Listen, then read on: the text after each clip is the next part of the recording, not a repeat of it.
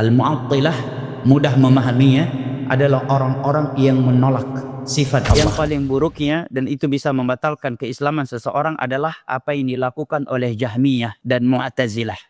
Mereka menolak sifat-sifat Allah meskipun ada ayat dan hadisnya dengan alasan tidak logis. Mu'attilah yang mending, yang tidak dikafirkan oleh para ulama adalah ahlu ta'wil. Ayat dan hadis yang menetapkan sifat-sifat tertentu untuk Allah, mereka terima. Tetapi kata mereka, maknanya bukan sesuai dengan zahir dari ayat itu. Harus kita ta'wil supaya kita tidak menyerupakan Allah dengan makhluknya. Betul Allah punya sifat istawa.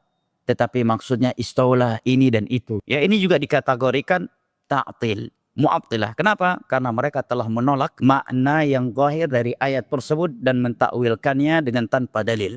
Ayat Allah wa huwa sami'ul basir dan Allah Maha mendengar dan Maha melihat ini menunjukkan kepada kita adanya sifat Allah yang sama dengan sifat makhluk dari sisi namanya bukanlah alasan untuk menolak dan mentakwil sifat Allah Jalla wa'ala. Sebagai contoh, semua kaum muslimin menerima dan meyakini bahwa Allah memiliki sifat mendengar dan melihat.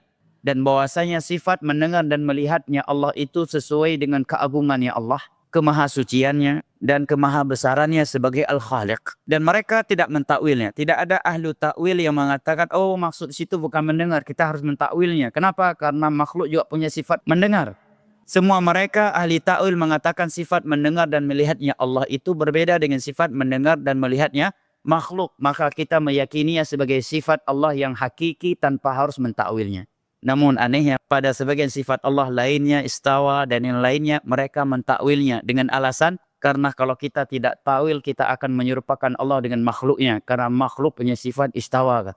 Makanya sebagian ulama mengatakan man khalafa sunnah tanaqaf.